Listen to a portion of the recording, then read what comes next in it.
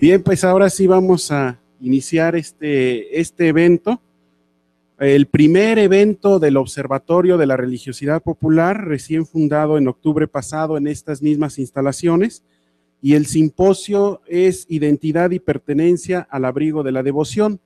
Así que en primera instancia le voy a ceder el micrófono al maestro Hugo y al padre Martín, el vicerrector de la Universidad Intercontinental y el coordinador de Humanidades, donde se adscribe Filosofía y Teología, para que inauguren, por favor, el evento.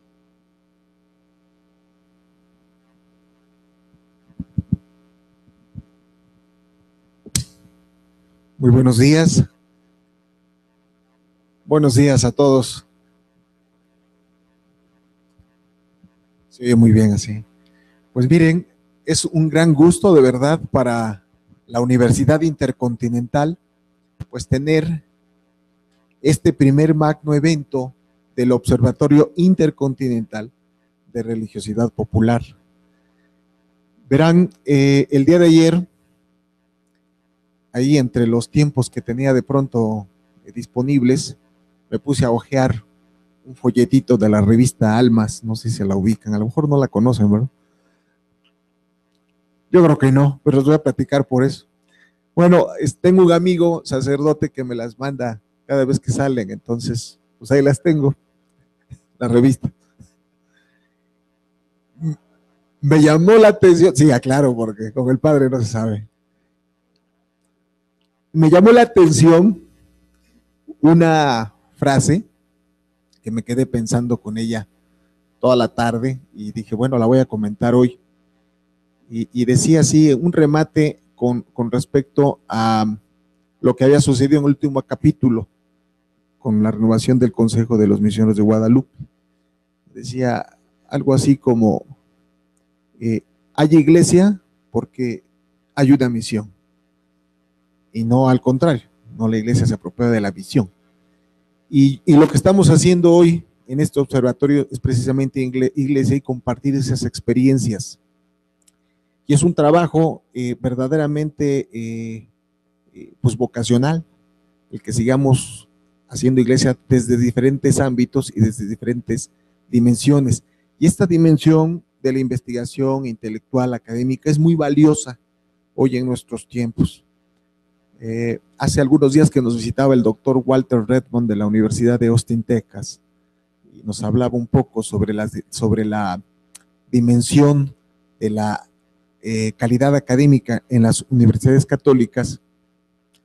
Dijo algo, compartió algo que me llamó muchísimo la atención, que él en sus viajes, en sus investigaciones que ha hecho en varias partes de este mundo, había notado que muchos intelectuales católicos, cristianos, se sentían como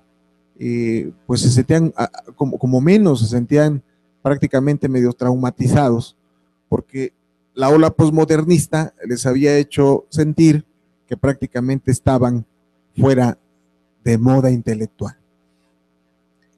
Y sucede exactamente lo contrario. Me parece que cuando hay un compromiso por buscar la verdad, me parece que tenemos todos los argumentos, no nada más para buscar autoestima, eso sería muy pobre, sino para trascender. Entonces, trascender en el servicio, trascender en el amor, y en ese sentido, pues colaborar con la misión, ¿verdad? Con la misión, ya que estamos en la Universidad Intercontinental, así lo planteo y así lo expongo. Entonces, me da muchísimo gusto, pues, que iniciemos los trabajos de este evento, después de que en octubre pues se conformó estos trabajos. Me da muchísimo gusto que participen en esta mañana diferentes expositores con ópticas que nos permiten seguir acrecentando nuestro descubrimiento en la verdad. Y pues también yo quisiera presentar y dar un saludo a quienes nos están acompañando esta mañana. Está el padre Ernesto Mejía, lo dije bien, ¿verdad? Padre, bienvenido, padre, que va a ser uno de nuestros ponentes. Un aplauso, por favor. Se encuentra con nosotros la doctora Alicia Juárez Becerril, una investigadora de la UNAM, trabajando ya en el Museo de Antropología. Bienvenida. Bueno, pues aquí uno de los líderes del proyecto, el doctor Ramiro, que va a dar la primera ponencia, Ramiro Gómez Arzapalo. Bienvenido. Muchas felicidades. Y pues bueno, la presencia de nuestro director de Humanidades de la Universidad Intercontinental, casi no lo conocen, pero se encuentra también con nosotros el padre Martín Cisneros Carbonell. Pues muchas gracias, de verdad un gusto estar aquí conviviendo con ustedes en este evento. Voy a ceder la palabra al padre Martín para que finalmente demos la inauguración y el inicio de los trabajos. Muy buenos días a todos. El maestro Hugo me cedió el micrófono, no la palabra. Y me toca lo más difícil de este encuentro, decirles bienvenidos. Esta es su casa, debemos sentirnos así, hermanos, buscando nuevos caminos también de acercarnos a la religiosidad popular. Creo que es un gran reto que estamos asumiendo diferentes instituciones. Es un gran reto que no sabemos exactamente a dónde vamos a ir a parar. Pero sí, creo que todos vamos a crecer en el conocimiento y en el apoyo mutuo también en este proyecto. Desde luego, decirle al doctor Ramiro que vale la pena todo este esfuerzo, porque él es el alma de este observatorio, que no se desanime, que no baje de peso, que todo está tranquilo y que realmente hemos encontrado un gran eco en instituciones importantes y aquí están representadas. La Lumen tuvo un detalle muy bonito de estar presentes con nosotros. Después nos dirán exactamente todo lo que ha gestionado la universidad para estar aquí presente. Y pues todos sean bienvenidos a este primer evento que esperamos sean muchos y más profundos. Bienvenidos.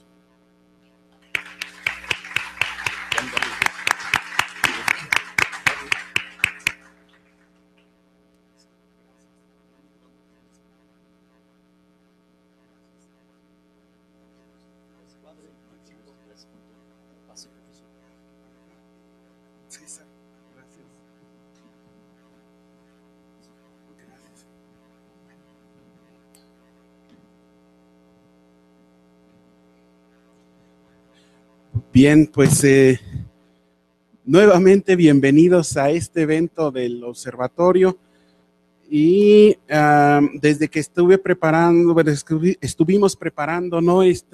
La disposición para esto, pues destacan algunas cosas que hay que mencionar. Bueno, la maestra Alba Patricia y la maestra Miriam ya están aquí entre nosotros en el auditorio. Ellas son las que estarán aquí arriba en la segunda parte, ¿no? Del evento, pero pues ya están aquí presentes acompañándonos. Y lo que mencionaban también el padre Ernesto, este día nos acompaña como ponente, pero también se conjunta con su titulación de maestría de pastoral urbana. Entonces, pues no, agradecemos mucho las gestiones ahí del maestro Alejandro Emiliano como coordinador de la maestría, pues toda la cuestión de papeleo interinstitucional para poderlo hacer de esta manera, pero que nos tomen tan en serio en este inicio de actividades. Bienvenidos. Pues esto es muy poco cortés que el anfitrión sea el que se agandalle en primer término la palabra, pero quisiera justificarlo porque aparte de lo práctico de ser el colchón, ¿no? Porque ya nos retrasamos con el inicio, pues así no afectamos a los demás. También hay una razón desde el punto de vista teórico, desde donde quisiera arrancar. Esta conjunción que hemos empezado a hacer con el observatorio va generando muchísimas interacciones, las redes se van extendiendo mucho más allá de donde nosotros esperábamos y también generan en cierto sentido algunas, no fricciones, pero sí distintos enfoques y puntos de vista. En este sentido, hay que destacar en primer lugar entonces la cuestión de lo rural, de la vida campesina, de la religiosidad popular como expresión indígena o de ascendencia indígena, y la parte de la religiosidad popular que está en un contexto totalmente urbano, ya metido en un contexto urbano.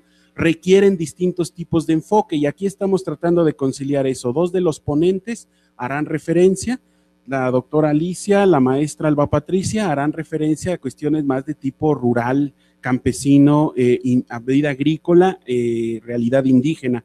Y el padre Ernesto, los otros dos expositores, padre Ernesto y la maestra Miriam, ellos van a hacer referencia más hacia la cuestión urbana, ¿no? Entonces, no se trata de una u otra, sino se trata de entender que detrás de estos fenómenos y de lo que podemos entender acerca de ellos, habrá notas constitutivas, son evidentes las diferencias, pero habrá notas comunes que se puedan sustraer del fondo del análisis social, ¿no? Antropológico, filosófico, teológico de cada uno de estos fenómenos en la particularidad de su contexto. Entonces, dadas las premuras del tiempo, pasamos directamente a las imágenes y me voy a parar porque si no, no las veo. En estos breves minutos me gustaría dar razón de la importancia de que conjuntemos interdisciplinariamente estos esfuerzos en el ámbito de tratar de entender estos fenómenos. Uno de los principales problemas que ya ha salido a discusión es la cuestión del sincretismo, ¿no? El término mismo de sincretismo.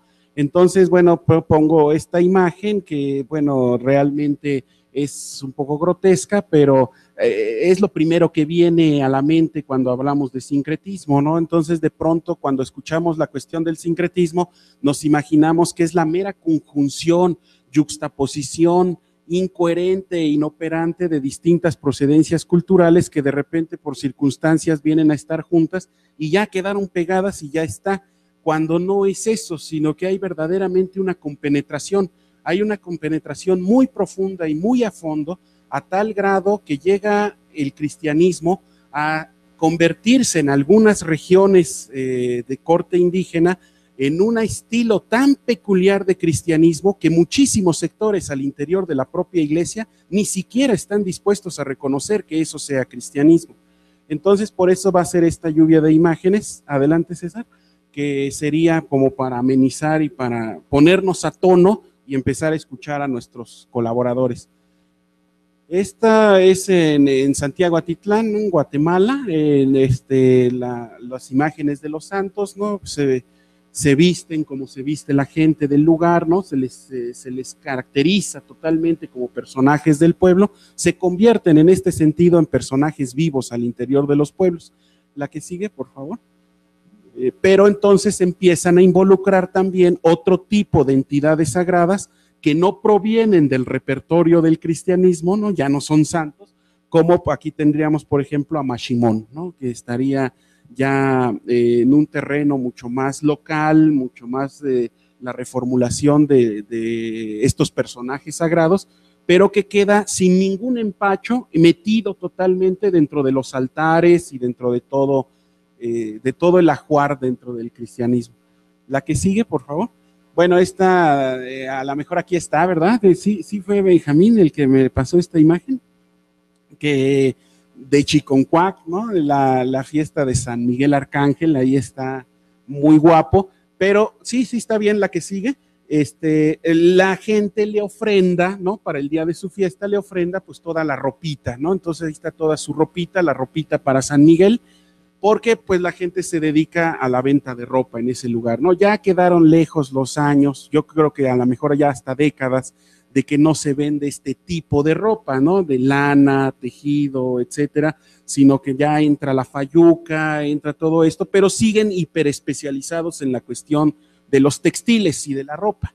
Y eso se refleja totalmente entre este mundo y el otro, ¿sí? Entre esta realidad y la otra. O sea, ir cayendo en cuenta que definitivamente las cuestiones religiosas tienen cimientos terrenales, tienen bien fundamentados cimientos terrenales que pueden rastrearse y que retroalimentan la concepción que se tiene de lo sagrado y cuál es la interacción de lo sagrado con el ser humano. A ver la que sigue, por favor. Esta imagen es muy bonita, es en Acatlán, en Guerrero, y es una de tantas danzas de la fiesta de la Santa Cruz que dura del 30 de abril al 6 de mayo. Y una de tantas danzas, nada más la dejé por el ejemplo de lo que estamos hablando y queremos ilustrar, es la danza de la evangelización. Y esa danza de la evangelización es muy interesante porque, a ver, César, ¿podríamos ver la que sigue? Está muy mal tomada porque ya era de tarde y el lente se tarda y la danza sigue, entonces sale toda movida, pero la dejé porque es el único ejemplo que tengo. Entonces podemos ver a los indígenas muy estilizados, son los que están bailando de azul, vean cómo traen sus penachos de plumas, y en medio está este cura, es un cura, vestido un poco chistoso, ¿no? Vean cómo trae una sotana morada, sus tenis, trae una estola verde, y la máscara blanca, ¿no? Trae totalmente la máscara blanca. Entonces, personaje es muy emblemático porque él es un personaje soberbio, siempre tiene el pecho salido, está muy alzado, ve a todos hacia arriba, ¿no? Hacia abajo, o sea, él tiene la cara muy levantada y ve a todos hacia abajo, todo el tiempo está jugando con las puntas de su estola, pegándole a los indios y se avienta entre los indios que están bailando y les pega, y detrás de él viene la muerte que vimos en primera instancia. A ver la anterior, esta que es la muerte vestida de tigre, pero la muerte evidentemente, ¿no? Por la máscara trae su guadaña. Entonces detrás del cura que embiste a los indios viene la muerte blandiendo la guadaña y los indios caen muertos. Entonces ese es el desarrollo de la danza, el desarrollo que se da durante la danza. Pues vamos a ver la que sigue, por favor. Esto es de lo que les comentaba hace rato, ¿no? Vean, por ejemplo, también de aquí de la Escuela de Teología, imágenes compartidas de Soteapan, Veracruz, ¿no? La hermana Consuelo hace algunos años nos dejó estas imágenes, pues de la teología india que se da en aquellos lugares, fuertemente favorecida o pues cobijada o impulsada por los jesuitas y por las hermanas a las que pertenece ella, que son de las hermanas de León, pero no me acuerdo cuál es el otro, San José de León, ¿sí? Entonces aquí tenemos, por ejemplo, a Homshuk como la identificación del maíz. Homshuk, que es el dios del maíz en la tradición popoluca, sin ningún empacho, convertido en maíz, ¿no? Entonces aquí tenemos al Cristo maíz, es Homshuk. Vean cómo está ahí el elote, y a partir de donde deberían salir los jilotes, ya sale de la cintura para arriba Cristo, ¿no? Y entonces surgen muchísimas preguntas. Eso es de lo que estamos hablando cuando hablamos de sincretismo. No estamos hablando nada más de una accidental puesta en conjunto de elementos que llegaron a superponerse como un juego de Lego, que después podemos volver a quitar las piezas y que cada una regrese a su lugar. Estamos hablando de una compenetración tan profunda que de pronto ambas procedencias culturales llega un momento en que es una expresión cultural tan arraigada que es imposible volverlas a desgarrar como para regresar cada una a su origen. ¿Sí me explico? Quedan totalmente compenetradas, crean algo nuevo y totalmente compenetrado. Entonces, se le fue el avión. Ajá. La que sigue, por favor.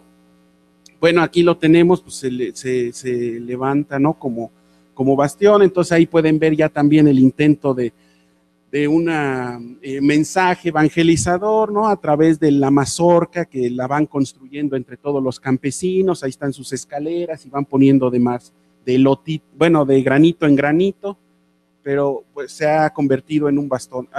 Hay sectores, sobra decir que hay sectores de la iglesia que por supuesto esto no lo reconocen absolutamente, lo verían dentro del costal de las idolatrías y supersticiones que hay que erradicar y que hay que erradicar de raíz, cuando en este lugar se convierte en el modus operandi o en la forma en la que se va a transmitir el mensaje. La que sigue, por favor. Sí, entonces ahí también lo tenemos en este mismo lugar expresado con estas cruces de mazorcas. Otra. Tenemos poco tiempo, ¿no? Todas las procesiones que se hacen entre las capellanías y la parroquia, el centro parroquial, con sus matas de maíz, con sus cruces de mazorcas y amparados en todo momento por Homshuk, que Homshuk tiene una procedencia mesoamericana, pero evidentemente ha sido totalmente ya compaginado con el maíz. ¿La que sigue? Sí, bueno, es lo mismo. Otra, estas imágenes también, ¿no? Y bueno, estas rituales que se realizan, ¿no? Donde se hace el círculo de mazorcas, los maíces de colores, las frutas, las ofrendas de café, etcétera, y que entonces uno pensaría, bueno, está bien, a lo mejor están los indios con sus cosas, han de andar allá en la milpa o han de andar allá en su casa. No, están dentro del templo, están dentro de la celebración eucarística.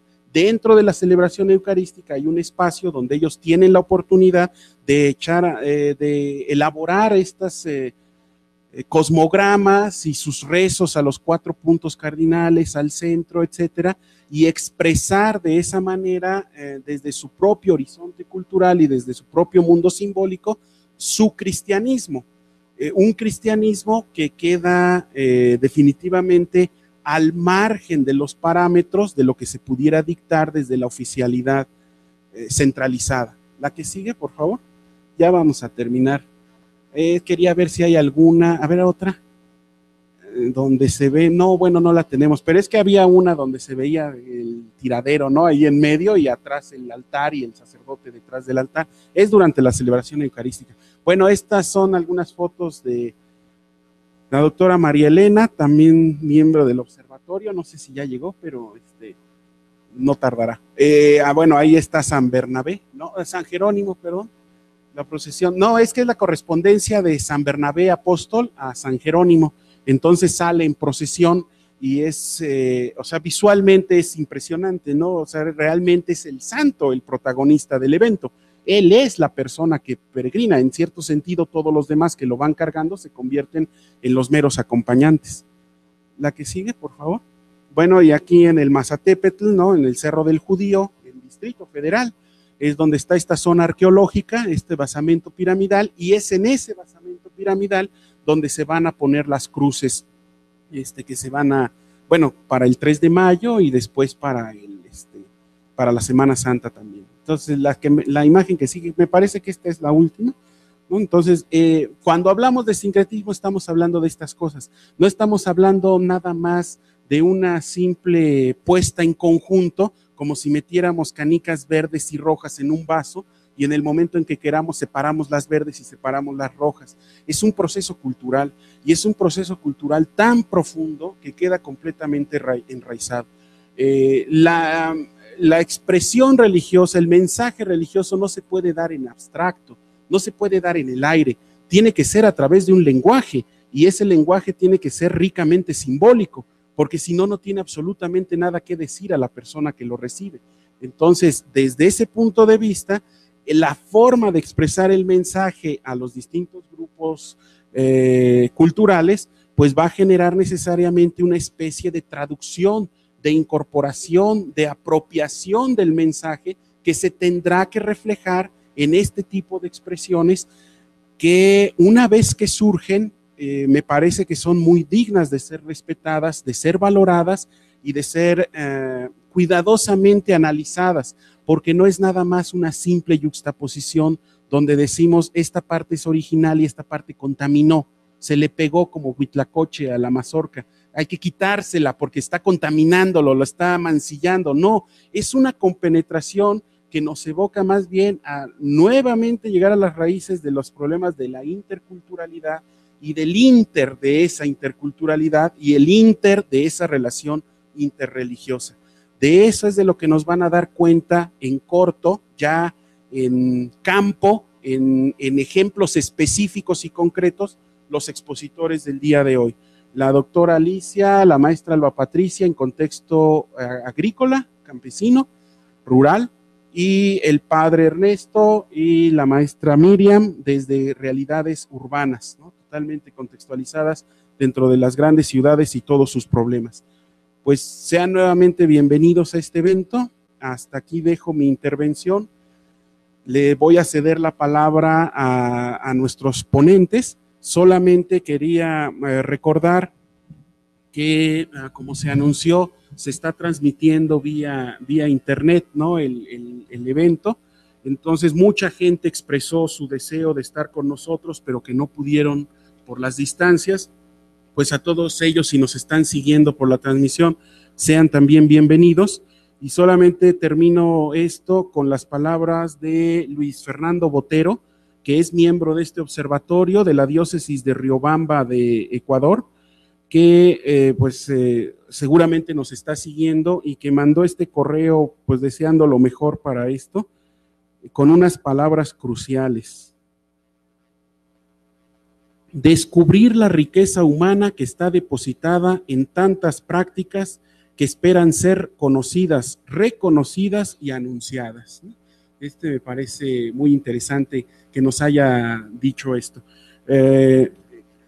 La riqueza humana que está depositada en tantas prácticas que esperan ser conocidas, reconocidas y anunciadas. Muchas veces no hemos llegado ni siquiera al ámbito del conocimiento, menos al del reconocimiento, ¿no? En este sentido, pues me parece que esta es una apuesta muy valiosa. Ha empezado a generar sus frutos, llevamos muy poco tiempo, ¿no? Trabajando realmente en la conjunción de esfuerzos en el observatorio, pero pues se augura muy prometedor.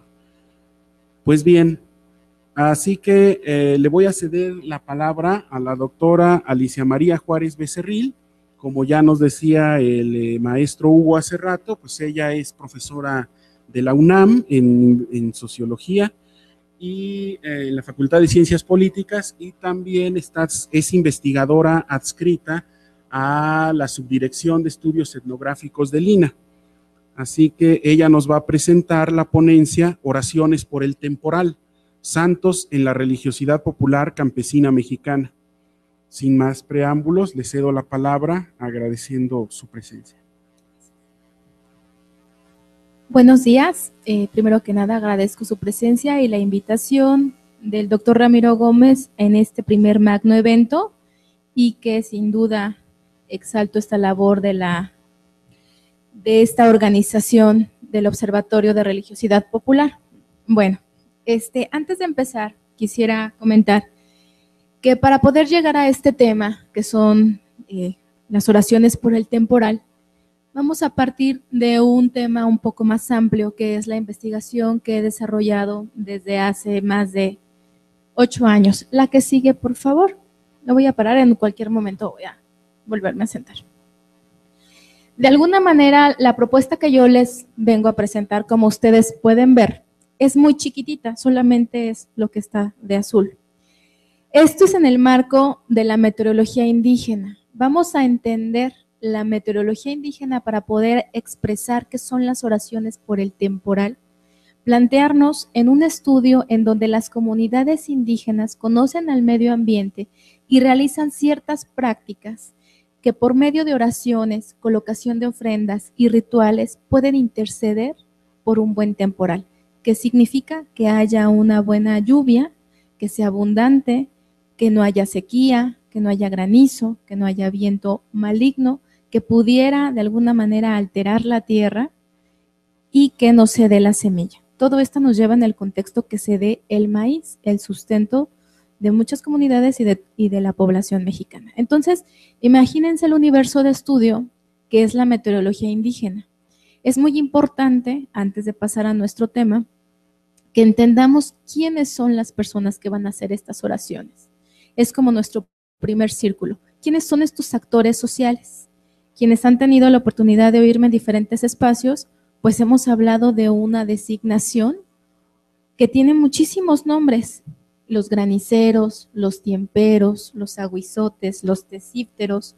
Son una serie de especialistas rituales que están, de alguna manera, su función está dirigida a manejar el temporal. Tienen gran infinidad de nombres y todos esos nombres van a depender de una historia particular y local. Es decir, no es lo mismo hablar de graniceros en la zona de los volcanes a hablar de graniceros en la zona de Morelos, donde el campo de acción es diferente. Igual la región geográfica. No es lo mismo hablar, si ustedes han escuchado, por supuesto, de Don Goyo Popocatépetl, que está enclavado en las montañas, a los aires que habitan en Morelos, donde está la sierra y donde de alguna manera el viento pega y se dan remolinos diferentes. ¿A qué me llevo con todo esto? Bueno, los elementos climáticos que también todo es de una manera particular y local, que remiten a una cosmovisión de la comunidad. Estos nombres de estas personas tienen muchas formas de adherirse a todo este campo de la meteorología indígena, porque también depende del llamado.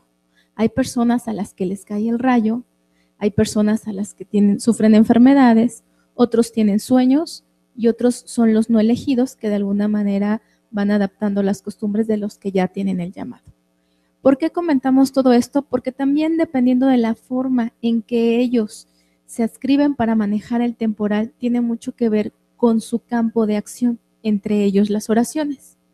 Finalmente, quiero que entiendan que es como un todo combinado para poder llegar simplemente a ese punto. Las herramientas son a veces imágenes de santos, que es donde ahí tienen la presencia el tema que también nos aboca, y los objetos.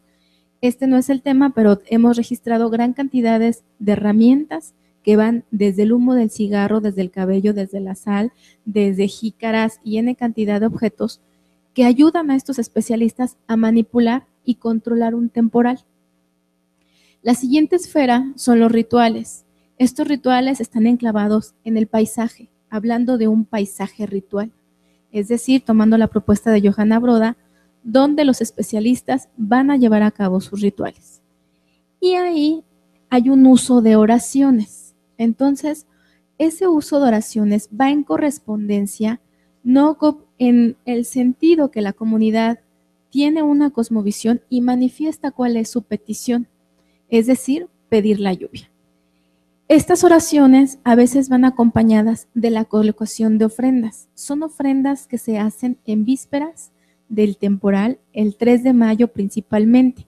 Son oraciones que también están acompañadas en otros momentos del ciclo agrícola, lo que es el 2 de febrero, Día de la Candelaria, bendición de las semillas, 3 de mayo, el Día de la Santa Cruz, 15 de agosto, el Día de la Asunción, que es cuando en el campo se dan los primeros jilotes, y el 2 de noviembre, el Día de Muertos.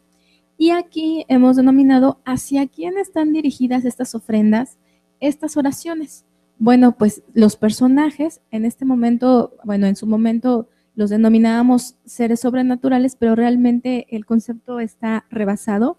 Ahora hablamos de entidades divinas populares, también una propuesta del doctor Ramiro, en donde son entidades que además de los santos encontramos los ahuaques, los aires, los dueños, el dueño de la laguna, Cuatachica, que es el niño sireno, es decir, una gran cantidad de personajes que interactúan de una manera horizontal también con los santos. Entonces, la última esfera que quizá es importante mencionarla es cómo se vincula todo este tema de la meteorología con la comunidad. ¿Cuál es la percepción local? Si es la comunidad, una percepción ajena de los sectores urbanos o incluso de la iglesia, de cómo de alguna manera se adscriben todas estas prácticas. Entonces, sí quería yo poner en tela de juicio que de alguna manera el tema que yo les vengo a presentar de oraciones por el temporal se adscribe a todo este mundo, a todo este tema que es importante tomarlo en cuenta. La que sigue, por favor. Bueno, antes de partir con el siguiente punto, yo creo que me quedo aquí para dejar bien que se vean bien las láminas. Primero que nada, quiero partir con un ejemplo como punto de partida. Es un caso excepcional que cita Félix Báez Jorge acerca de Rafael Guízar y Valencia, un santo canonizado el 28 de abril del 2006. Rafael Guízar y Valencia, en este libro que escribe Félix Báez, Olor de Santidad, no solo va a abordar la geografía de un santo mexicano, sino que reflexiona en muchas cuestiones antropológicas e históricas. Buena parte de este libro, en Félix Báez, nos comenta cómo este santo, canonizado de alguna manera, está cercano a San Isidro Labrador por las atribuciones de manipular el temporal. Entonces, Guízar y Valencia es considerado como un mágico conjurador de tormentas. Poseía cualidades para controlar el agua. La caída de la lluvia será uno de los ejemplos primordiales para magnificar su profesión de sacerdote, y nos platica una serie de experiencias que él vive para poderlo considerar un santo relacionado con el temporal. Y voy a platicarles un poco sobre esto. Él dice, una de las primeras experiencias, cuando eligió su vocación, en donde enfrentando una violenta tempestad mientras arreaba su ganado, fue cuando decidió definitivamente ser sacerdote en Guatemala. Tuvo la capacidad de lograr que numerosas personas caminaran entre cortinas de agua y torrentes y no se mojaran. Otro caso, en Cuba, al iniciar una misión, comenzó una lluvia torrencial y mediante una plegaria, en 5 minutos se aclaró el cielo y no llovió mientras duró su misión. Otra ocasión, para detener una tormenta que azotó una comunidad, tomó a un niño y levantándolo en el altar, pidió que cesara el agua con el fin que los pequeños pudieran llegar a confesarse. Con estos apuntes relatamos que el control de la lluvia, y esta es de alguna manera retomamos la propuesta de la ponencia. Estamos hablando de ciertos santos, ahorita este caso reciente de Guízar y Valencia, pero que están relacionados con la manipulación de la lluvia, las nubes, el viento, el granizo, los truenos y otros elementos climáticos que surgen de la necesidad primordial de conseguir un buen temporal y de esa manera obtener una buena cosecha, sustento básico de las comunidades. Entonces, como parte del estudio de la meteorología indígena, he trabajado en una serie de santos que podemos catalogar como santos propiciadores, la que sigue por favor, y santos controladores. Entonces, este es un cuadro que he estado elaborando a partir de la búsqueda de ciertos santos que los especialistas rituales utilizan para, como les comento, propiciar la buena lluvia o controlarla. Entonces, aquí no nos vamos a detener en que son su única función, sino que tienen otras funciones de gran envergadura, pero que a mí me llaman la atención que está relacionado con el temporal. Ahora bien, quiero señalar que las oraciones muchas veces son estos enunciados espontáneos que los propios especialistas elaboran. Como diría Carlos Montemayor, son plegarias como vehículos esenciales de las comunidades indígenas para conservar conocimientos y actuar en varios niveles del mundo. Una oración requiere de creatividad para ser construida y hasta ciertas formas puntuales para rezarla. Hay una repetición de fórmulas que van a garantizar la efectividad de las oraciones. Entonces, la forma en cómo se dicen, se formulan, son muy importantes para que tengan eficacia en el temporal. Es necesario tomar en cuenta que las oraciones se expresan a veces antes, durante y después, por ejemplo, en la colocación de ofrendas. Entonces, hay como una transcripción de muchas oraciones, pero que son espontáneas de los distintos especialistas rituales y que las formulan, pero que siempre tienen esta parte de al momento de persignarse, al momento de anunciarlas y al momento de despedirse. Al hablar de este tipo de oraciones, que más adelante les leeré un ejemplo, tienen ciertos espacios, ciertas connotaciones para pedir por el temporal. Sin embargo, existen otra serie de oraciones que se le dicen directamente al santo y que son a veces conocidas por todos nosotros y que tienen presencia en distintos rituales. Entonces, aquí empezamos con la Virgen de la Candelaria el 2 de febrero, que es una santa asociada con el poder de atraer la lluvia en época de secas. Se dice que concede la fertilidad en la tierra y está relacionada con las corrientes de agua. Cuando está el asterisco es porque es una región mucho más amplia, cuando ponemos ya la localidad es porque es como muy puntual. San Jorge, el 23 de abril, que se dice que es el santo que suelta y domina las culebras de agua. Para evitar la concentración de nubes se reza: San Jorge bendito, amarra tus animalitos, con tu corazón bendito, si no donde lo encuentre, lo mato prontito. Y entonces yo les preguntaba cuál era esta relación para ellos, ¿no? ¿De qué animalitos se está hablando? Y ellos me decían, pues a ver, los animalitos son los borregos y las nubes son los borregos. Entonces se le está pidiendo que pues controle las nubes, ¿no? Y no nos perjudique. Entonces son oraciones que ellos, así es como ellos lo relacionan, se hace la interpretación. San Marcos, 25 de abril, asociado con las primeras lluvias del temporal, se le invoca para pedir favores o milagros debido a los estragos de la falta de agua, sobre todo en el estado de Puebla. San Juan, presentado como dador de agua bajo dos dualidades. Es benevolente, pero al mismo tiempo peligroso, porque puede dar la lluvia en exceso, perjudicando las milpas. Entonces, sí se pide la lluvia, pero no el exceso de la lluvia. Entonces, hay que saber cómo pedirle al santo y de qué forma. El señor de Amecameca, primero y sexto viernes de Cuaresma, se le nombra para pedir ayuda en los trabajos del temporal, sobre todo, bueno, enclavado en el Estado de México, ¿no? Estos, tanto el señor de Amecameca como el señor de Tepalcingo, que también el doctor Ramiro ha estudiado, los especialistas rituales, los que les comentaba de los personajes que les cae el rayo y sueñan y todo esto, cuando mueren, a veces tienen que ser enterrados como con ciertas atribuciones que tiene el señor de Amecameca o que estén presentes en su ataúd, porque son como su patrón, como quien les da el don de alguna manera. Entonces son muy importantes a ellos pedirles el arma, así le dicen, para poder manipular el temporal.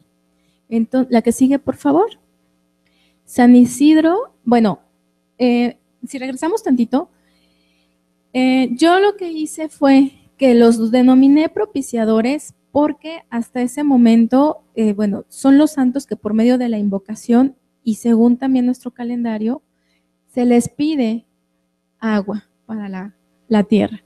La que sigue, por favor. Y a partir de estas denominaciones, son considerados como santos controladores porque ya tienen no la connotación de propiciar y pedir la lluvia, sino aquí de controlarla. Entonces es muy importante manejarnos en esos dos aspectos. San Isidro Labrador, considerado como un santo controlador del clima, ya les decía yo por qué Guízar y Valencia estaba relacionado con San Isidro. Y bueno, nosotros podemos conocer esta plegaria que es San Isidro Labrador, quita el agua y pone el sol. Ahora bien, hay que trascender que muchas de las plegarias tienen un contexto occidental. Entonces, creo, si hace falta, explorar como la otra parte de dónde vienen las oraciones. Aquí se circunscriben en el campo mexicano y que de alguna manera las comunidades las han adaptado para tener eficacia en los rituales. San Pedro, que se le conoce como San Pedro de las Aguas en Morelos y que se dice que domina las corrientes de agua en los ríos y las cavernas. El Santo Señor de Chalma, que ayuda en los trabajos del temporal, y en su santuario los graniceros suelen pedir el arma, lo que les decía, para combatir las amenazas meteorológicas. María Magdalena, considerada como la única santa que puede ocupar el cargo de San Juan, eso sobre todo en Jico, Veracruz, y el día de su fiesta se caracteriza por el tronido del cielo. Santiago Apóstol, protector ante las amenazas del mal, que ayuda a enfrentarse a los malos temporales. San Salvador, la festividad de este santo indica a los especialistas meteorológicos que todo está logrado, refiriéndose a la germinación de la planta. San Bartolomé, que controla las tempestades muy fuertes y se le implora mediante la siguiente oración. Vuélvete, Bartolomé, que yo te daré el don, que donde fueres nombrado no caerá ni piedra ni rayo, ni morirá mujer de parto, ni criatura de espanto.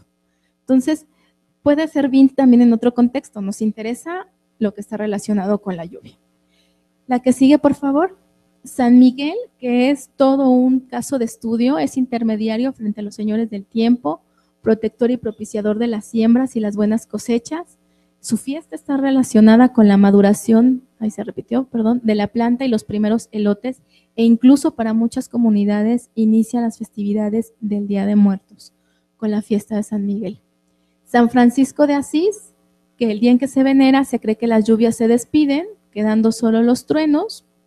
Santa Cecilia, relacionada con Santa Bárbara, forma parte de los santos controladores del clima y se implora ante las descargas eléctricas. He encontrado oraciones que dicen Santa Bárbara, Santa Cecilia, líbrame de esta centella, asociados. Y Santa Bárbara, que afortunadamente nuestra expositora de la siguiente mesa, que también ha trabajado esta santa, bueno, nosotros ojalá podamos como nutrir si es que hay oraciones. Virginia Rodríguez tiene un libro que se llama Santa Bárbara y ahí hay una gran cantidad de oraciones y encontramos estas que son magníficas relacionadas con el temporal. La clásica es Santa Bárbara doncella, líbranos de una centella, pero estas tres que siguen están muy bonitas. De rayos y centellas eres bárbara abogada, pues nos libras del peligro si sois de veras llamada. Temblando a tus plantas me hallo y del mortífero rayo. Santa Bárbara doncella, que en el cielo eres estrella, líbranos de una centella y de un rayo mal airado. Dulce Santa Barbarita, quemo esta palma bendita para que tú nos protejas. San Cristóbal, San Isidro, el niño Dios y la Virgen, y el Dios de las tempestades, porque se acaben mis males, no se queden mis cosechas, me salga todo a derechas, y por ser siempre bendecido, mi hogar tan querido, a salvo de tempestades. ¿La que sigue, por favor? No se inunden los potreros, no se borren los caminos, centella que culebreas, no me veas rayo que mata derecho. Del fuego del cielo líbranos, Señor, de tu ira que truena, líbranos, Señor, de la luz que deslumbra, líbranos, Señor, del agua, del fuego, del rayo y de centella, líbranos, doncella. Entonces, son grandes oraciones formuladas y que la gente lo ha tomado para el temporal. Entonces yo les comentaba, estas oraciones son definidas, son escritas con ese fin, pero que tenemos otra clase de oraciones que podemos encontrar en el momento de hacer el ritual. Yo les voy a leer un fragmento de un especialista ritual en San Andrés de la Cal, Morelos. Es un especialista que le pide a los santos y a los aires que haya un buen temporal. Y entonces hablamos otra vez de estos tres momentos: antes, durante y después. El antes es Ella comienza: persínense, Señor, Yeyecatl, Yeyecame, que son los aires en náhuatl. No venimos haciendo nada, venimos de buena fe, y denos permiso. Señor, venimos a dejar humildemente esta ofrenda para que la merezca. Ahora, en este lugar que es suyo, venimos pidiendo por un buen temporal, buena agua. Ruego por favor una buena agua sin granizo ni malos vientos. Haga que llueva, lo suplicamos. Bueno, usted sabe, usted dice, usted dispone, usted manda. Denos permiso a mí y a estas personas que también están aquí, porque somos gente de bien. Por favor, ayúdenos. Esa es como esa primera oración improvisada, pero que tienes todo este contexto de solicitar. Estamos hablando aquí de antes. Durante ya se dirige a los aires, que también los llama señores. Por eso es lo que nos decía el doctor Ramiro, que entendemos no como cuestiones separadas de sincretismo, sino que solo es una lógica que se ha fusionado para darle coherencia a su cosmovisión. La parte donde ya estamos hablando durante la ceremonia dice: señores, ahora sí refiriéndose a los aires, reciban estos niños lindos porque ella coloca juguetes, los aires son niños. Los niños son sus sirvientes, sus ayudantes para que trabajen para ustedes. Señores del tiempo, los relaciona con el tiempo meteorológico. Reciban con gusto esta fruta, la más rica, la más olorosa. Váyanse arrimando a esta santa mesa, señores trabajadores. Vean qué linda y servida está quedando. Está este molito que prepararon con mucha humildad para que nos socorran. Su bebida también está lista. Todo esto lo mandaron las personas del pueblo, que con mucho trabajo ahorran su dinerito, que cooperaron con buena voluntad. Y finalmente la oración termina después de colocar una ofrenda. Y ahí ella concluye: señores trabajadores, señores del temporal, señores portadores del viento, pasen a merecer esta pequeña, pero con todo respeto, ofrenda que les hemos preparado. Nosotros nada más les pedimos agua, no granizo, no tormentas, ni nos quiten el agua. Tampoco eso, no queremos secas, solo agua que nos mandan con los aires, que haya suficiente para que todas nuestras tierras, nada más ahora, se vean beneficiadas. Pasen y merezcan, Santísima Trinidad, Dios Padre, Dios Hijo, Dios Espíritu Santo, Madre de Dios, Virgen Purísima, tengan piedad. el año próximo ojalá podamos regresar y estemos aquí. Entonces les comento, son estos 3 momentos para pedir la lluvia. Y es muy importante la forma en que se anuncia, cómo se dice y quiénes están presentes. La que sigue, por favor. Estas son algunas fotografías, estas son algunas imágenes en torno a los santos, de cómo los pasean, de cómo los llevan alrededor de la milpa, a veces alrededor del paisaje, bueno, pues para que al final se dé un buen fruto, ¿no? Entonces, no sirve mucho que estén en las vitrinas, lo que la gente quiere es que salgan y den la vuelta y se den cuenta de las condiciones. Entonces, allá en la vitrina no implicaría, tienen que estar presentes, sentir, ver cómo está la situación. La que sigue, por favor.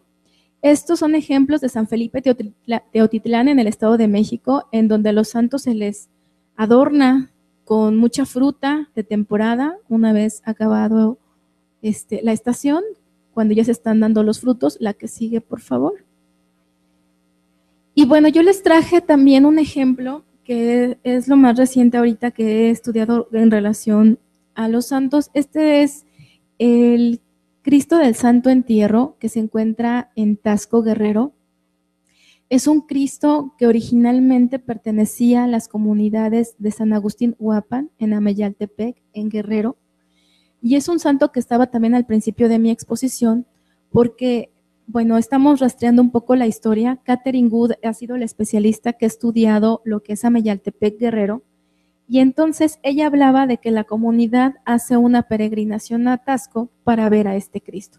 Y yo casualmente, que estaba dando una conferencia en Taxco, me encontré justamente cuando la comunidad llega a Taxco a venerar a este Cristo. Se dice que este Cristo estaba en Ameyaltepec y en la época cristera el Cristo se fue de allí y se lo llevaron a Taxco. Entonces se hizo esta asociación y la comunidad lo que hace es irlo a visitar el 6º viernes de Dolores para irle a dejar las semillas.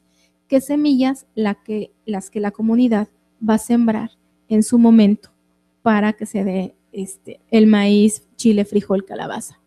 Entonces, la que sigue, por favor. Este es un Cristo que llega a la comunidad de San Agustín Huapan y lo que hace es poner las semillas en jícaras y adornarlo. Y toda la noche lo están velando y lo que hacen es pedirle un buen temporal.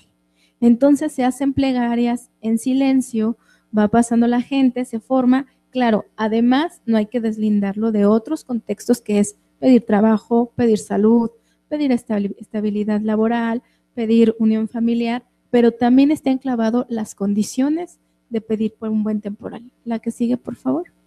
Entonces, estas comunidades que llegan el viernes sexto, el 6º viernes de Dolores, se quedan a velarlo y es una fiesta para ellos, mientras que las festividades en Taxco está afuera el castillo, está afuera los algodones, está afuera toda la verbena y la comunidad de Ameyaltepec está adentro velando su Cristo. La que sigue, por favor.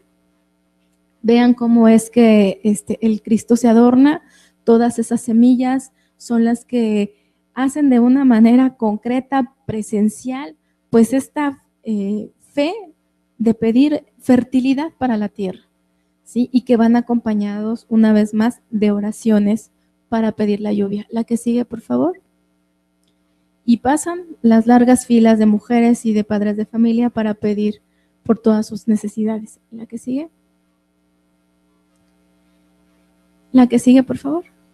Este es el caso que yo les comentaba de los aires, es la especialista ritual, en donde la oración que yo les leí, ella la está diciendo en la imagen de abajo, y cómo todos los especialistas rituales tienen su altar, con N cantidad de santos. Para ellos no hay ningún problema que todos estén en el altar, que todos compartan esos espacios, pero tienen sus santos favoritos, sus santos preferidos, y depende ellos a quién de alguna manera le tengan fe. Por eso yo decía que hay que partir de una cosmovisión local de cómo se relacionan con ciertas entidades. La que sigue, por favor. Además de todos los santos, hay otros que tienen una particularidad. Uno de ellos son los santos que están relacionados con las montañas. Nosotros sabemos, o espero que sepan, que el Popo pues se llama Don Gregorio. la gente, ahí tenemos al santo. También lo ha relacionado con esta entidad divina. Pero ¿sí saben cómo se llama el Iztaccíhuatl? Bueno, Rosita. Estamos hablando del lado de Puebla. Y entonces la veneran en agosto, el día de Santa Rosa de Lima. Entonces es la santa a lo que los lugareños le rezan, le piden, y para el Iztaccíhuatl su cumpleaños es ese día, el día de Santa Rosa. Y aquí tenemos la Malinche, que es conocida como la Bernardita, o también la Asunción. Entonces, dependiendo de la región, el santo es al que festejan. Entonces, dentro del tema de los santos, hay otros santos en donde están relacionados con el temporal. Entonces, es muy interesante porque las festividades, los rituales, tienen que ver con la connotación de los nombres de las montañas. Tenemos otras como Lorenzo Coatlapanga, que es San Lorenzo, como el Nevado de Toluca, que está relacionado con San Marcial, y ya estamos hablando de las grandes montañas que están enclavadas en el paisaje. Entonces, es todo esto un complejo de la meteorología indígena, en donde ahorita solamente estamos enfocados con los santos. La que sigue, por favor. Estas son fotografías de Jorge Escamilla, de una celebración que de San Isidro, Loa San Isidro Labrador, y bueno, en donde las comunidades también se visten, se disfrazan, y que está relacionado también con pedir la lluvia. La que sigue, por favor. Y bueno, vean los grandes altares que se hacen en agradecimiento. Fue muy vistoso, con muchísima tuna, pero además hay otra fruta en donde, bueno, al final del día, ellos son los que reflejan la fertilidad. Gracias a los santos, en trabajo con la comunidad, porque no estamos hablando que solo son ellos, sino estamos hablando a un nivel de reciprocidad, a un nivel horizontal, para que de alguna manera todos podamos ser beneficiados de las cosechas. La que sigue, por favor. Bueno, hasta aquí terminaría. Muchísimas gracias.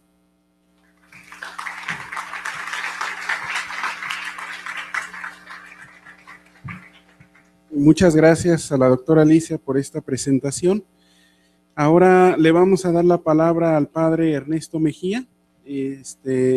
Una vez que terminemos esta exposición del padre Ernesto, pues tendríamos nuestra primera ronda de preguntas y comentarios. Entonces, el padre Ernesto, él es misionero claretiano.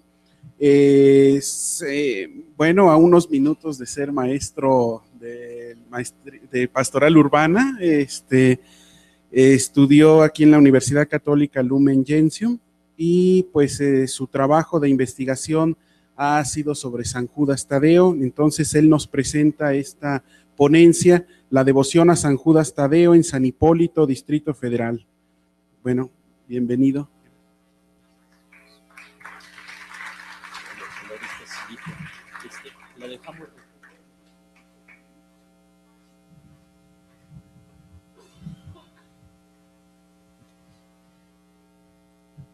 Pues muchas gracias, y pues antes que nada, ¿verdad? Bajo estos panoramas que ya nos hicieron ver en ese significado y esos contextos de la doctora y el doctor, pues yo creo que también ahora nos aventuramos a tocar este tema de San Judas Tadeo para los jóvenes sanjuditas y para muchos devotos.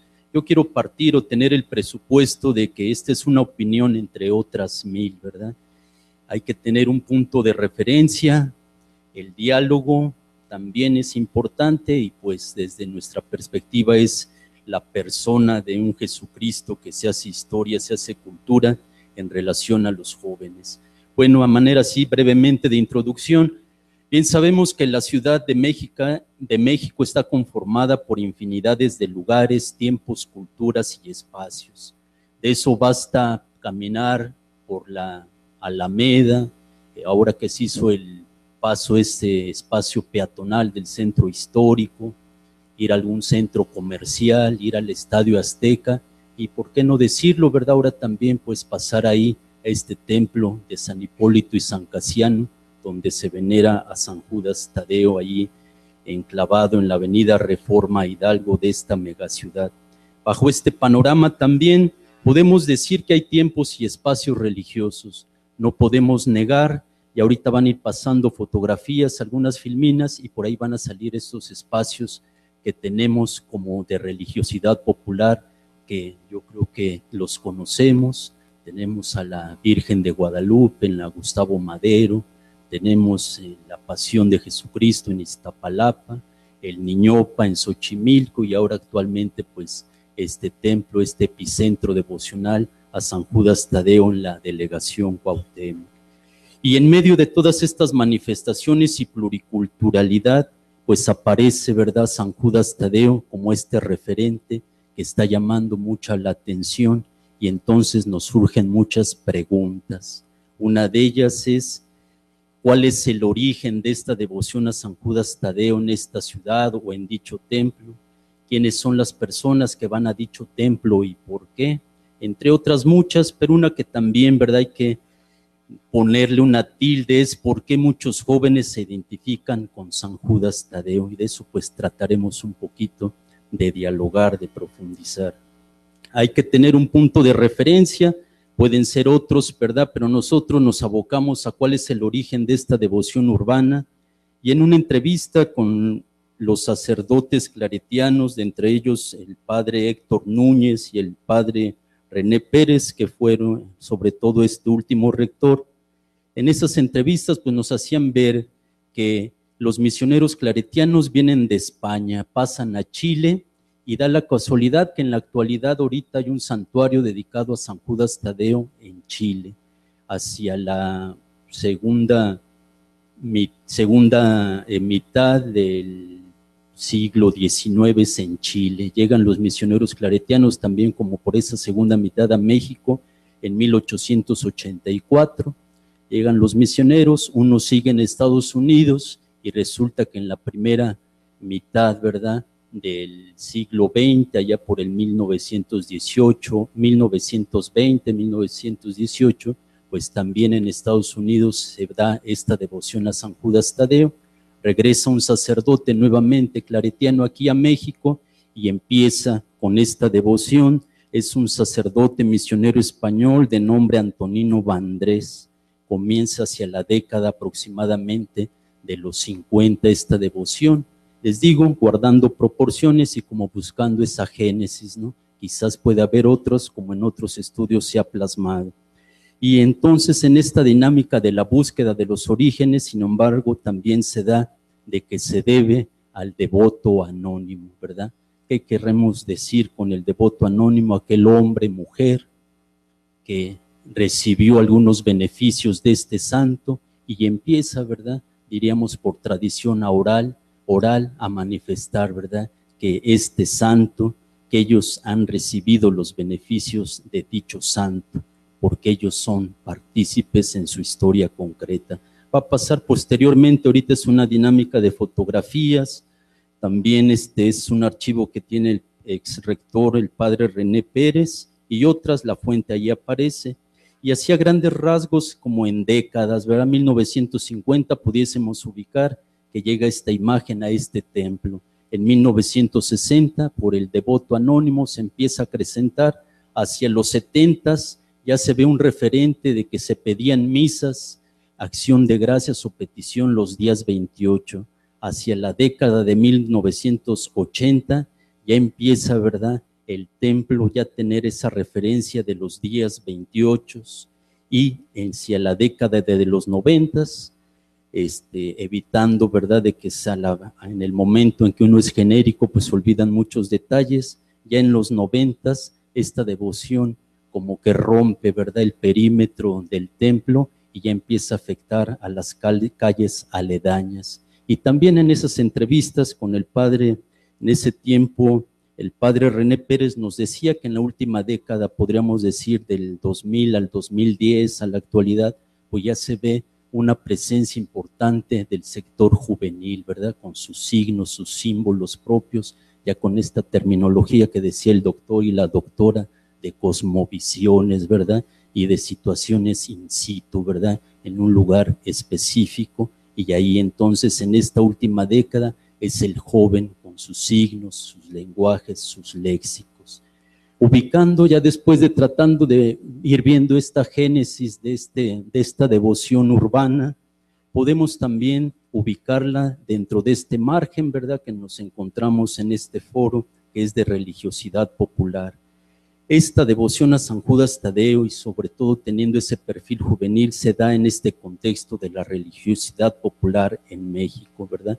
Una religiosidad popular que hay infinidad de definiciones. Yo me detendría en esta. Entendemos aquí por religiosidad popular el conjunto de convicciones y prácticas religiosas que grupos étnicos y sociales han elaborado a través de una adaptación del cristianismo a culturas típicas latinoamericanas. Son numerosos los tipos existentes de esta religiosidad, lo cual se debe a la propia heterogeneidad cultural, ¿verdad? Hay infinidad de definiciones, pero yo creo que esta se acerca más a lo que nosotros vamos persiguiendo.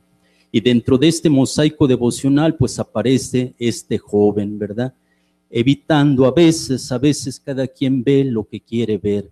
Muchas veces vemos o se deja ver un providencialismo o un fanatismo, posturas a lo mejor un tanto cuanto peyorativas, pero sin embargo se está dando hoy por hoy una elaboración, una identidad, sobre todo en los jóvenes, que yo creo que no podemos negar. Las imágenes, las fotos nos lo van mostrando, y yo creo que muchos de ustedes pues han tenido también este contacto.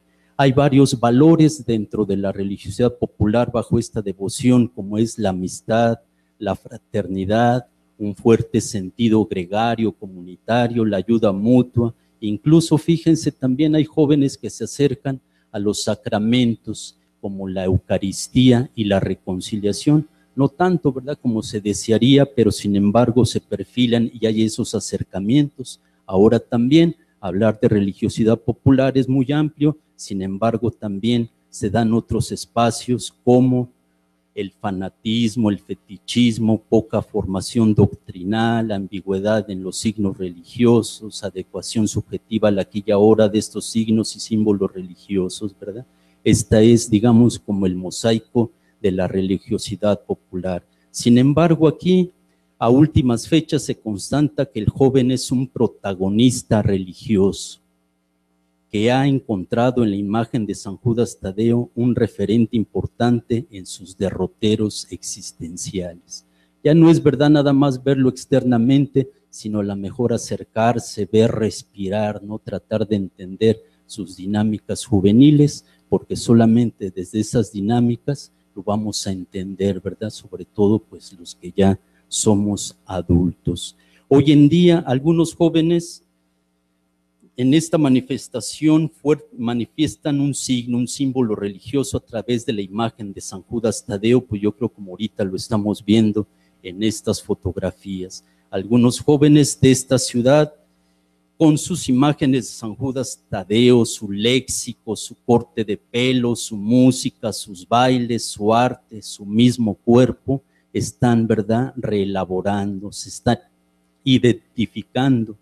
Quienes a lo mejor de los jóvenes que se identifican con la cuestión del reggaetón, pues es lógico que también bajo su identidad van también a tener esta dinámica de acercamiento a San Judas Tadeo bajo esas dinámicas. El que a lo mejor se identifica con aspectos prehispánicos, pues también a sus sanjuditas, como cariñosamente le dicen, también lo van a poner con signos, símbolos como plumas, collares, ¿verdad?, referentes a esto. Y yo creo que hoy entonces el joven urbano está manifestando su sentir religioso bajo una imagen que él siente muy familiar, la imagen de San Juditas. Es la imagen que carga con mucho cariño y respeto, solo o con su novia, con su familia o con sus amigos, pero se habrá de recordar que detrás de cada imagen existe un joven urbano con una historia propia que ha hecho de esa imagen algo que es parte de su vida, ¿verdad? Entonces podríamos pasar del devoto anónimo, pues yo creo con entrevistas y en contacto con los jóvenes, ya a un devoto que tiene una historia, ¿verdad?, que habita una ciudad y que también le está dando un nuevo rostro, también con elementos a depurar. A manera de interrogante, jóvenes religiosos, hoy, esta devoción urbana es capaz de congregar varias culturas e identidades juveniles y dejar al descubierto el rostro de un nuevo ser en la urbe, el ser urbano, el joven religioso, ¿verdad? En estas etapas en las que a veces se dice que ya estamos en esta dinámica posmoderna y sin embargo, pues yo creo que la religión católica, ahí tenemos que, ¿verdad?, seguir bebiendo de estos espacios devocionales. Ahí se constata que el joven de esta ciudad tiene una iniciativa en su contorno sociocultural y lo impregna de un sentir y vivencia muy religiosa, y que los jóvenes que habitan esta ciudad tienen que satisfacer unas necesidades trascendentes o de sentido de vida que ni el Estado ni las instituciones civiles les han podido brindar y que ellos necesitan. Y desde sus diversas culturas e identidades y desde diversos lugares, ellos mismos en medio de una ciudad pluricultural, pero también plurireligiosa, ¿verdad? Como se mencionaba, la posmodernidad, el mercado de las religiones, y entonces en este vaivén, en esta riqueza, aparece este joven con su fe, con su esperanza, con sus creencias en San Judas Tadeo. Pero hay que también tener en cuenta esto, ¿verdad? Que a veces decimos el devoto de San Judas Tadeo, pero más bien en esta dinámica pluricultural tendríamos que hablar de devotos, ¿verdad? Y ahí posteriormente también va a aparecer ahí el tipo de devotos. Yo a grandes rasgos comparto, hay devotos que se acercan a San Juditas con buena formación académica, pero también doctrinal. Hay devotos con poca formación, hay devotos de ocasión, hay neodevotos, hay devotos atípicos y también hay pseudodevotos, ¿verdad?, que utilizan esos espacios para otros fines, pero menos para lo religioso. A grandes rasgos, los días 28, sobre todo el 28 de octubre, muchos jóvenes expresan su sentir religioso y en gran parte de la ciudad se transforma el espacio en un espacio religioso juvenil. Su experiencia religiosa le hace ser extrovertido y le permite compartir sus creencias bajo una amalgama de signos y símbolos que se encuentran en un solo personaje, San Judas Tadeo. Así pues, San Juditas se inserta en el sentimiento juvenil como un personaje especial, envuelto bajo los más variados signos y símbolos que al joven hombre y mujer le dicen algo o llenan su espacio existencial y colorean sus intrincadas luchas diarias, logros, amores, pasiones, anhelos, vicios, y este santo les da la fuerza para lograr lo que parece a veces impensable o imposible, y de eso yo creo que todos sabemos, no nada más los jóvenes. Podemos entonces decir, ¿verdad?, que hay un joven y que este joven es religioso. ¿Por qué? Porque nos lo está manifestando estos signos y la pluriculturalidad, un referente religioso que va construyendo espacios y dinámicas también de identidad, y qué bueno que se da una identidad pues religiosa católica, y ahí es donde también, ¿verdad?, los que nos decimos católicos pues tendríamos que también ver aspectos de atención y acercamiento. Es decir, que han pasado y pasan los jóvenes por una tensión vital muy importante que los sitúa en el límite de su realidad y su supervivencia, y se han puesto en manos de San Juditas, el abogado de las causas difíciles y desesperadas, y han salido adelante, o por lo menos han consolidado sus esperanzas. Y hablamos de hombre y de mujer porque vale la pena seguir profundizando. Cuántas jovencitas también, y ellas le han de dar su impronta femenina a esta devoción como lo hace el varón. Entonces, a grandes rasgos, Se puede creer que esta manifestación juvenil religiosa es una expresión clara que se contrae y se expande según el contexto social y cultural, abarcando grupos de edad, sexo, preparación, etcétera, y potenciando el predominio de la espontaneidad ante la búsqueda del milagro o de la acción de gracias. Así pues, todo esto manifiesta a través de esta devoción y de una amalgama de elementos una certeza. El joven en busca de un sentido a su vida, el joven con una necesidad de trascendencia y una realidad en esta ciudad, que existe un nuevo rostro dentro de la urbe, el rostro del joven religioso. La devoción juvenil a San Judas Tadeo en un diálogo teológico e interdisciplinario.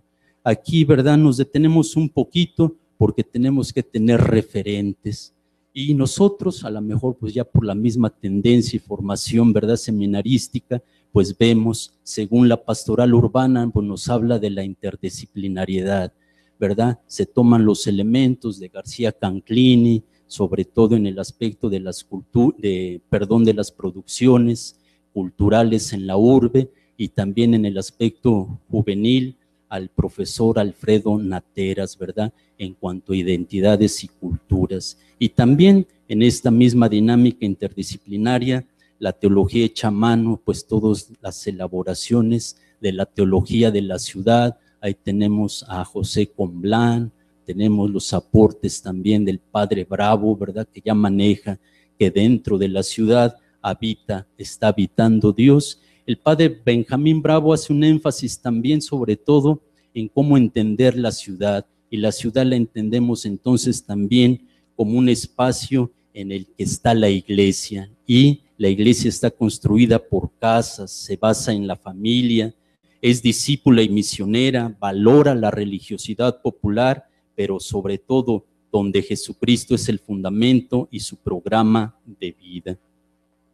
Podríamos tener esto en consideración en medio de las propuestas de la globalización y de la posmodernidad, que entre otras cosas hablan del mercado de las religiones, el cambio de paradigmas, de los tiempos líquidos, de las muertes de los metarrelatos. Sin embargo, se necesita un punto de referencia, una solidez que nos ayude al diálogo. En otras palabras, un ejemplo permanente de vida, un modelo perenne a seguir, y este es Jesucristo, que lo vemos como una propuesta, como un hombre de diálogo, como un metaparadigma que invita a ser partícipes del reinado de Dios en medio de las realidades históricos socioculturales de los jóvenes de esta megaurbe, y es un punto de referencia permanente. Podemos aseverar entonces con los fundamentos teológicos que Jesús habita la ciudad, el Hijo de Dios, y no solo también que la habita, sino que camina, ¿verdad? Está de lado a lado con el joven, como lo decíamos, en sus intrincadas luchas. No tanto, ¿verdad?, como ese aspecto de lo más negativo, ya cuando no puedo, sino también en sus proyectivas, en sus ilusiones, es decir,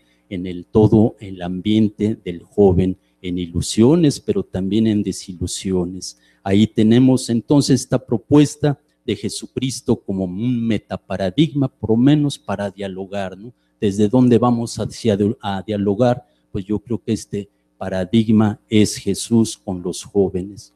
Pasamos a otro apartadito que dice San Judas Tadeo en relación con Malverde y la Santa Muerte, a manera de interrogante, ¿verdad? No como una afirmación. Tema pues muy espinoso, que implicaría sobre todo, como ustedes lo saben, hay muchos trabajos, muchos ya tratados sobre Malverde, sobre la denominada Santa Muerte, que implicaría otro tiempo y dedicarle a él lo mismo, pero desde la perspectiva de la teología, de la pastoral urbana, hacia dónde nos inclinamos. Tenemos como punto de referencia la encíclica Evangelii Nunciandi, que nos hace una distinción. Sí, hay religiosidad popular, pero también está la piedad popular, que es por la que apuesta la Iglesia. Ahorita vamos a ir viendo cuál sería esa definición, aunque no es tan fácil, ¿verdad?, hacerlo. Incluso el Papa Francisco, en su última encíclica, Evangelii Gaudium, también, ¿verdad? Al dirigirse a la religiosidad popular, le toma ese aspecto de piedad popular. Entonces, un poquito, ¿verdad? Tratando de profundizar, es que la piedad popular ya va iluminada, ¿verdad? Netamente por estos elementos de Cristo, del Evangelio. Lo otro podría quedar nada más como en una esfera de manifestaciones culturales, sociales, que como ya se ha mencionado, de todas maneras, esas también tienen signos de reino. Bien, así pues, el padre Joaquín López, del Seminario Conciliar, se adentra al ámbito, a la riqueza de la cultura y pone 3 criterios teológicos para la cultura. Pone el primero, diríamos, como en un plano en el cual podemos dialogar todos, que es el plano del criterio teológico en el sentido antropológico. Cualquier hombre, ¿verdad?, busca el bien, cualquier hombre tiene que humanizar su entorno. El siguiente criterio que él maneja es el cristológico, Cristo, ¿verdad?, que se encarna, Cristo que se hace cultura, que se hace historia, que da pie a relacionarse, y la iglesia, que la iglesia no puede estar al margen de una historia de las culturas, sino que tiene que estar inserta en estos ámbitos. Por lo cual, no se puede soslayar que San Judas Tadeo, como todos los santos y santas, tiene entre otras cosas un fuerte referente teológico que promueve la paz, la fraternidad, la ayuda mutua.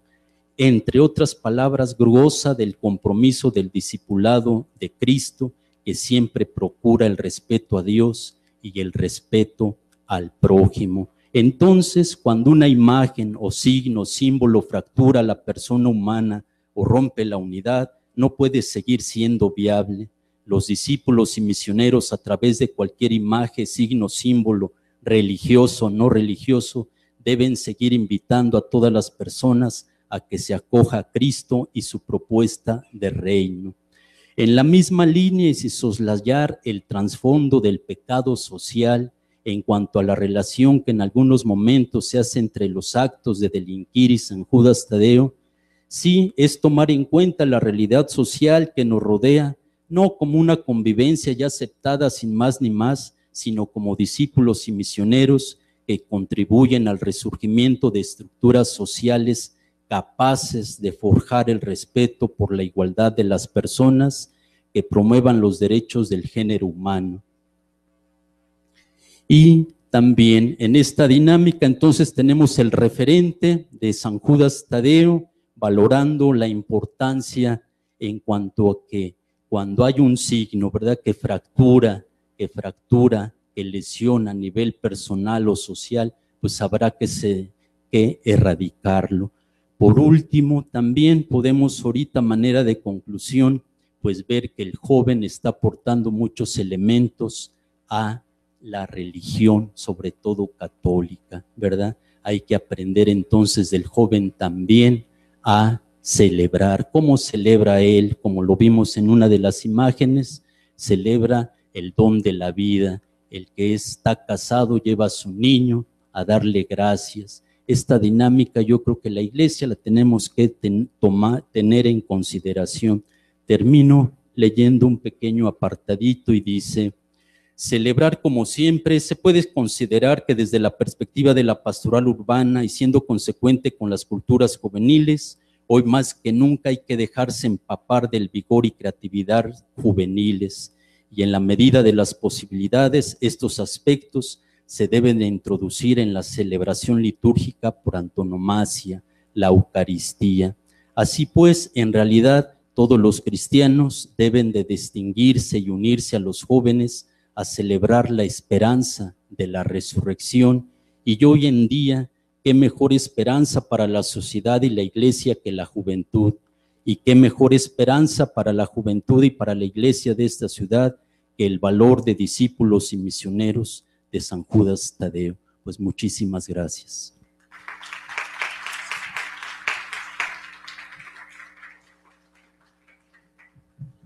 Muchas gracias, padre, por su participación. Y pues ahora sí sería el momento para que abramos un espacio para interacción Si hubiera alguna pregunta, algún comentario o alguna interacción que quisiera establecer el auditorio con alguno de los ponentes, este es el momento.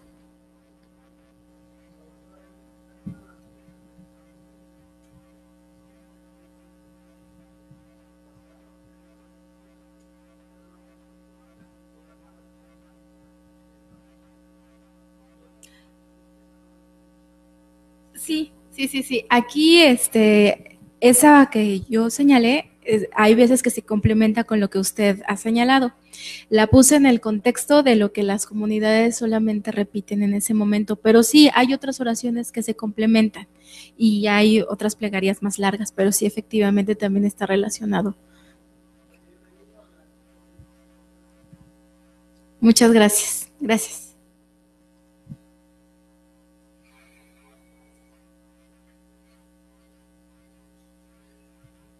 A ver, adelante, pues no vi quién primero, ahí ustedes están lado a lado, decídanse.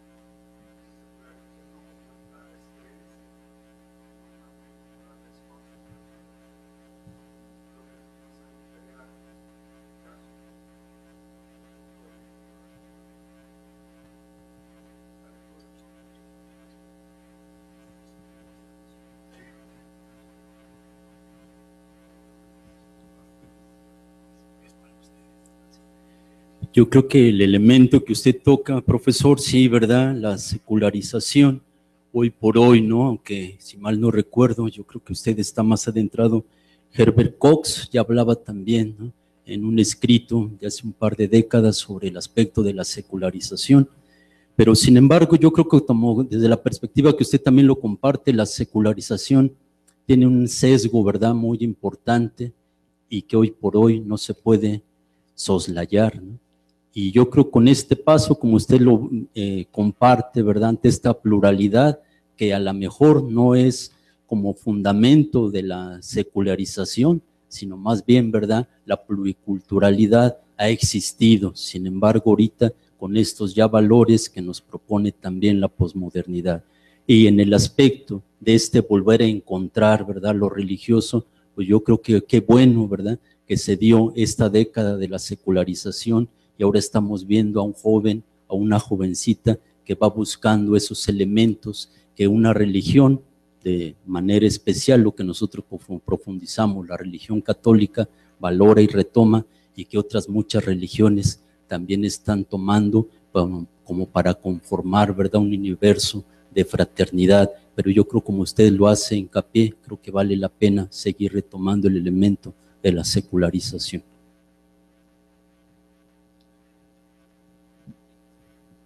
Bueno, a ver si puedo de alguna manera interactuar en este diálogo.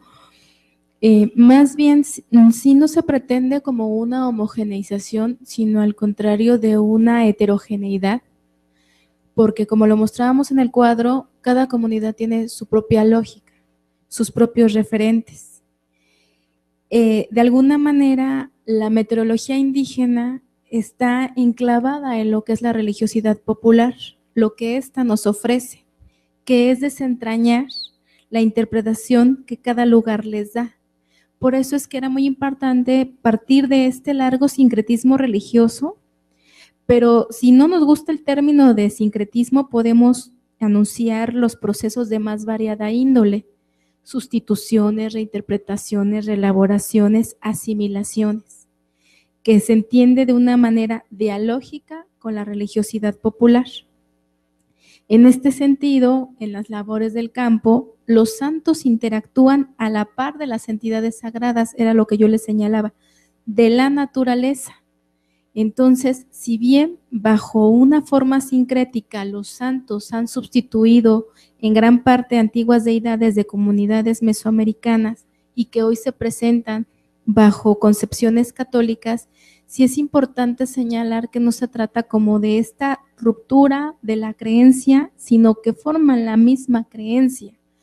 Es la Iglesia, y porque en el término de religiosidad popular, pues entendemos que de una forma dialógica, como esto que maneja Félix Báez, como este péndulo, en donde para poder entender las nociones de las comunidades campesinas van directamente de la mano con el término de religión. Entonces, como esta expresión, pero no buscamos una parte de homogeneización, sino al contrario, la heterogeneidad que parte de una cosmovisión particular y que está reorientado a intereses propios de la comunidad y que de alguna manera se tratan de apoyar en el santo que satisface las necesidades, en este caso del agua, pero que hay de otras variadas índoles.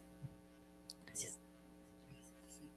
Pues, algo rapidísimo porque hay muchos que desean intervenir. Me parece interesante esta cuestión de la contrasecularización, ¿no?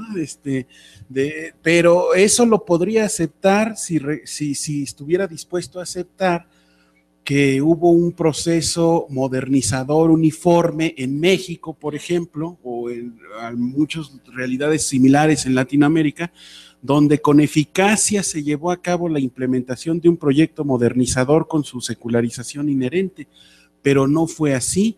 Ahí es donde no nos cansamos de decir, sobre todo desde el ámbito de la antropología, esta existencia de muchos Méxicos. No fue uniforme, hubo muchos lugares que nunca pasaron por el proceso modernizador, aunque quedaron integrados en el discurso nacional, porque quedaron censados, registrados y adheridos a un municipio, a un estado o al organigrama general, pero que en sí esas comunidades nunca pasaron por ese proceso.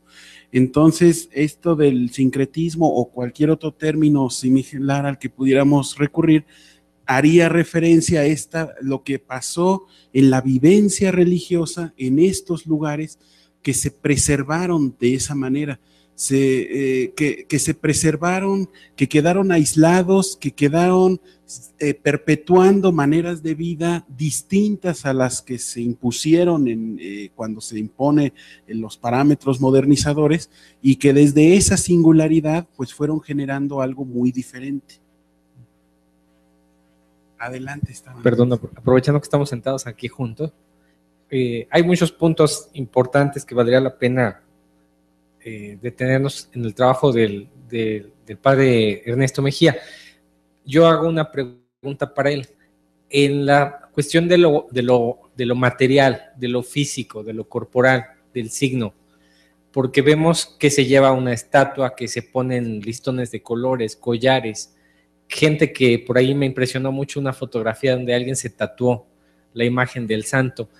¿Qué importancia tiene esa interacción entre lo físico, simbólico y una dimensión, un significado más allá?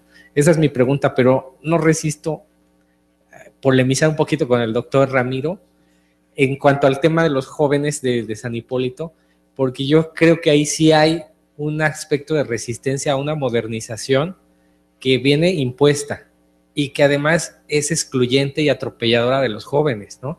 O sea, les quita la oportunidad de un trabajo, de un salario, de una familia, digamos, establecida. Y en ese aspecto yo sí me adheriría más a la idea del profesor Rivas, de que es una forma de expresar una resistencia frente a un proceso de exclusión de la modernidad. Pues ya de una vez, también para el padre Ernesto. Se anuncia o hay una presunta ruptura entre los intereses institucionales de la Iglesia y los intereses de los fieles. Y entonces, bueno, esto es sustentado por los diferentes imaginarios. Pero entonces la pregunta es, el trabajo que ha hecho el padre Ernesto desde la pastoral urbana, ¿qué aporta sobre esa ruptura o sobre la colaboración de ambos? Jóvenes como fieles y la institución. Quizás tratando primero de hacer un comentario de lo que nos decía el profesor Serrano y posteriormente al profesor Alejandro. Y yo considero que hay una devoción, ¿verdad?, que es palpable, que es la sensible. Yo creo que ya lo vimos ahí cuando uno se tatúa, cuando a la misma imagen, ¿verdad?, se le llena de signos y símbolos. Eso es lo palpable, lo sensible para el ser humano y en esta riqueza pues devocional de la religiosidad popular. Y lo otro, diríamos, no sé, abusando de los términos aquí que algunos manejan más, a lo mejor la tradición, ¿verdad?, intangible, ¿no?, lo que le está proyectando el santo, ¿verdad? Y ya cuando el santo está proyectando aspectos de trascendencia, ¿verdad?, de llenar espacios que a lo mejor lo material no llega, yo creo que es ahí el brinco, ¿verdad? El brinco a lo mejor ya no tanto cuantitativo de cuántos listones me puse en la muñeca o cuántos listones le puse a la imagen, sino el aspecto cualitativo, ¿verdad?, de que encuentro ahí alguien, ¿verdad?, una persona, ¿no?, desde la perspectiva de la religiosidad popular. No sé si responda, profesor, pero por ahí un poquito, ¿verdad?, el valor, el tesoro tangible y el tesoro intangible que tiene pues nuestra nación mexicana. La pregunta del padre Alejandro, brevemente yo me aventuraría a esto, pues primero tener un acercamiento con el joven, y yo creo que la pastoral urbana nos invita a eso. Primero tener un acercamiento con quien dialogo, ¿verdad? Porque a veces nos casamos con las posturas ya académicas y nos olvidamos. Yo por eso hacía un poquito el hincapié, ¿verdad? Buscamos el origen y se habla de un devoto anónimo, pero yo creo que el aporte que da la pastoral urbana es que este devoto anónimo pasa a ser un joven con una historia, una cultura, una identidad propia que también hay que atender. Y si hay pluriculturalidad, yo creo que la iglesia desde la pastoral urbana deberíamos de tener pluridiálogos, ¿verdad?, pluripastorales, pluriacercamientos en esta dinámica. Un pequeño acercamiento, profesor. Adelante, por favor. Hemos escuchado dos buenas ponencias, felicidades, que me parece que en la reflexión que ha estado aquí resultan iluminadoras una a la otra. Un caso de la expresión religiosa en el campo tradicional y otro caso de la expresión religiosa urbana más actual. Y el tema de la secularización que ha flotado por ahí, pensando en los clásicos, en un Berger, por ejemplo, la religiosidad en el campo, el campo es más religioso porque allí no los agentes, las personas, no controlan los elementos de la naturaleza. Por eso tratan de atrapar de alguna manera esas fuerzas naturales. Santiago, el Señor de los Cuatro Vientos, etcétera, las personalizan en los diferentes santos. Pero hemos visto en la exposición que tienen su fecha en el calendario litúrgico. Es decir, presuponemos tradicionalmente un ciclo de las estaciones bastante regular, que evidentemente hay desajustes y que estos meteorólogos indígenas tratan mediante ciertos ritos de adecuarlos, ¿verdad? Y en cambio en la ciudad, nos dice Berger, no se necesita del control climático, porque vivimos en la ciudad una vida más artificial, ¿no? No hay día-noche, hay luz eléctrica, etcétera, ¿verdad? Entonces es más secularizado porque aparentemente no se necesita. Pero estas ideas clásicas, ¿cómo se contraponen en el momento actual? En primer lugar, el cambio climático hace que ya las fechas en el calendario ya no son tan regulares. Antes de ahí marcaban las siembras o las cosechas, ahora ya no. En segundo lugar, por parte de la ciudad, esta vida anónima se ha vuelto hostil. Ya no se necesita el cambio climático, sino los casos difíciles y desesperados, ¿verdad? Es cuestión, aspecto social. Mi pregunta va por ahí. ¿Qué elementos se encuentran en la religiosidad, en lo religioso, en estos dos aspectos, que pudieran, si es que encuentran ustedes en sus trabajos de campo, elementos un poco más que simple una resistencia simbólica, sino una resistencia más activa? Por ejemplo, en el despojo del agua de los campos, que está ocasionando trastornos, por supuesto, ¿no? Por ejemplo, ya se dijo, esa resistencia de una ciudad, de un mundo social que no garantiza ya más la sobrevivencia, ¿no? Si, por ejemplo, esos casos difíciles y desesperados como somos ahora en la actualidad mexicana, no pudiera derivar en superar lo individualista y llegar a una organización o un germen de organización contestataria. O sea, para ambos, si este cambio de realidad notan ustedes que se expresa a nivel de lo religioso.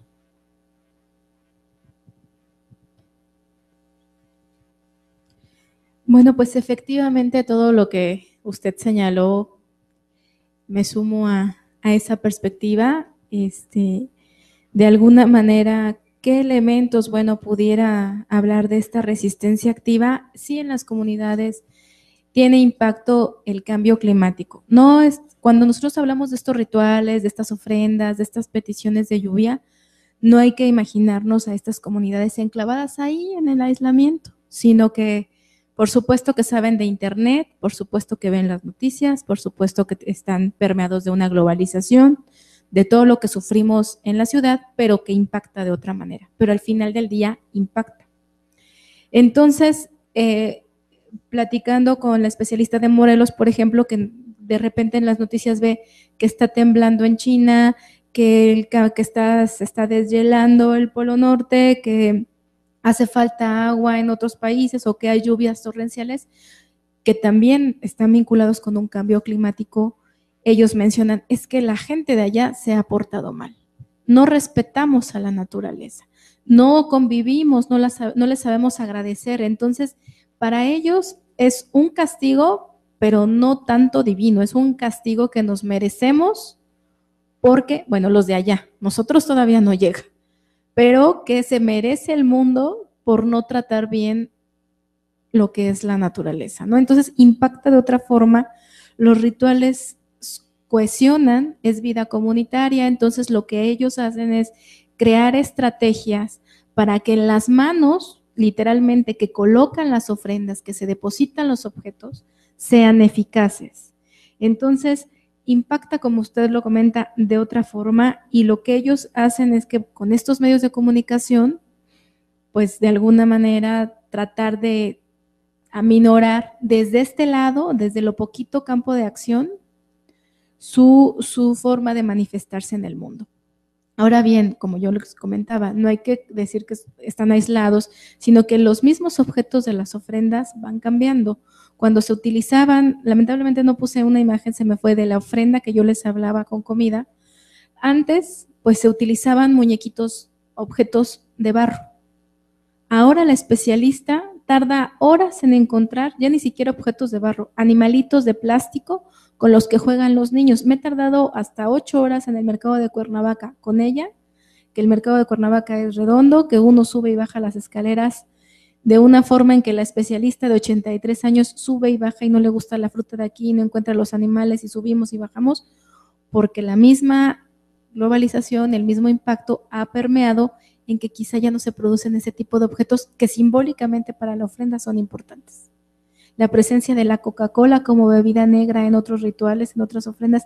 Entonces, sí hay una forma de resistencia activa adecuándose al tiempo y al momento que estamos viviendo.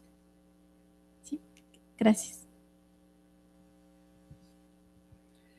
Bueno, en esta misma línea, y pues yo creo que usted, padre Marroquín, con toda su experiencia ahí pastoral y social y antropológica, sin embargo, yo creo que ahorita estamos abogando por el devoto de San Judas Tadeo en esa juventud, ¿verdad? Porque el joven, por su misma cualidad, su misma etapa, es transformador, ¿no? Entonces yo creo que se le debe de pedir que sí, esa manera en que cómo está habitando ahora la ciudad, y lo vemos, ¿no? El que un joven, a lo mejor a una ancianita, y no, ¿verdad? Estamos hablando a lo mejor de las ciudades utópicas, ¿no? De Moro, ¿no? Hobbes y demás, ¿no?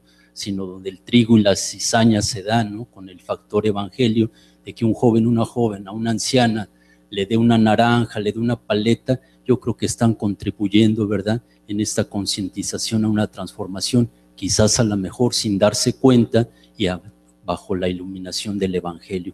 Un pequeño acercamiento por ahí, padre, no sé. No sé cómo quedó, dónde va el micrófono, que hay el que impendiente, porque acá adelante, Cuapio, quería decir algo. Yo creo que ya nada más esta intervención y si acaso alguna más, y por cuestión de tiempo ahí le dejaríamos.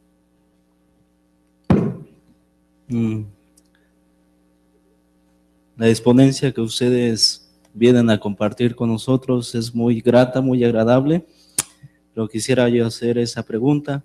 ¿Es cierto que la religión es el motor de la cultura?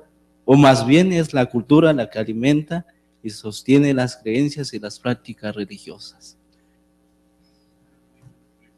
Ahí sí yo quiero decir algo. Pues, quién sabe si sea el motor tal cual, pero lo que sí estoy convencido es que la religión es el crisol donde toda cultura destila lo más excelso que tiene de sí misma. Por su propia naturaleza, por lo que se juega en ella y por toda la conjunción de elementos en el entramado cultural, pues sí es un crisol donde se destila todo aquello que se considera lo más excelso, tanto en la noción del ser humano, en la noción del deber ser, en la noción cósmica de cómo se considera que todo está organizado y funciona. Y bueno, ya que lo mencionaste, pues de ahí viene mucho del interés por crear estos espacios, porque la religión no se ha tradicionalmente querido ver como parte de la cultura. Y entonces, si se ve como parte de la cultura y se es consciente de todas esas ramificaciones que subyacen, entonces se puede dar una reciprocidad interesante tanto en el entendimiento de la cultura como en el entendimiento de lo que está ocurriendo en el ámbito de lo religioso, pero no divorciado de la cuestión de la cultura, sino como parte de.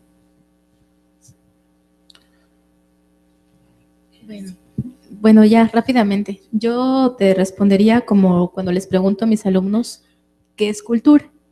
Para empezar. Entonces, siempre en la clase vemos como 3 distintas definiciones. La cultura, definida como el antropólogo Harvin Marris, que de alguna manera es cultura, es todo lo que el hombre hace, todo lo que el hombre crea. Pero si nos vamos a la definición de Franz Boas, ya cultura lo que nos permite es hacer algo comparativo con la historia, destacando los rasgos más particulares de cada sociedad. Y al final, combino con lo que define Clifford Geertz, tramas de significación en donde el hombre está inserto. Entonces, al final, al poder definir esto y donde tú lanzas si la religión es el motor de la cultura, pues yo me adscribo también a lo que ha comentado el doctor Ramiro. Quizá no podemos definir si es el motor, pero que se adscribe como parte de las pautas culturales que dan explicación a los fenómenos sociológicos, como la religión, el Estado, la familia, y que complementa una definición para analizar las pautas culturales. Sería como eso lo que yo te comentaría. Sí, pues yo creo que, como han dicho, ¿verdad? La pregunta es filosófica, antropológica, sociológica y para todas las ciencias.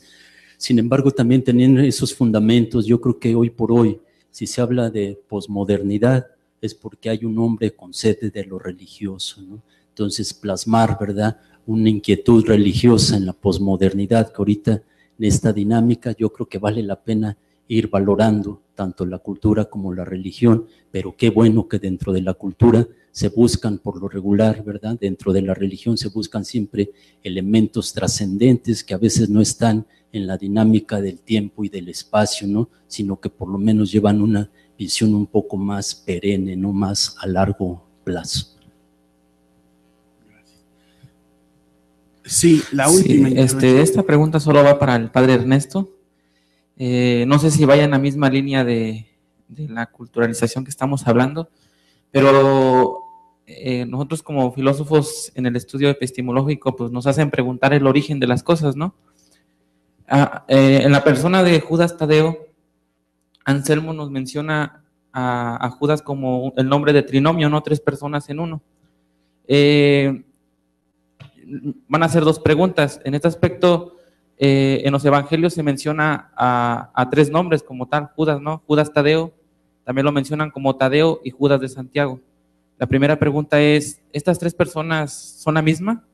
O sea, como tal, ¿de dónde proviene el origen de Judas Tadeo? Y la segunda pregunta es, para considerar a una persona santa, tiene que haber un hecho de por medio, ¿no? ¿Cuál es puede decirse, aspecto de Judas para considerarlo santo? ¿Qué fue lo que él hizo realmente para que nosotros digamos, él es un santo? Sí, sobre todo en la primera pregunta hay unos aportes, ¿verdad?, que hace muy profundos, de un rigor científico, el padre Alberto Hernández, ¿no?, sobre un libro de San Judas Tadeo, casi fresquecito, ha de tener, yo creo que a lo mucho como 1 año y medio, 2 años, y en ese aspecto, fíjate qué bueno que preguntas brevemente, ¿verdad?, mis alcances también, ¿no?, porque yo me estoy también adentrando en esto, pero dentro de mis alcances, sí hay una tradición eclesial que es la que nos nombra y es el sustento bíblico que se tiene y al cual pues no nos podemos mover, ¿verdad?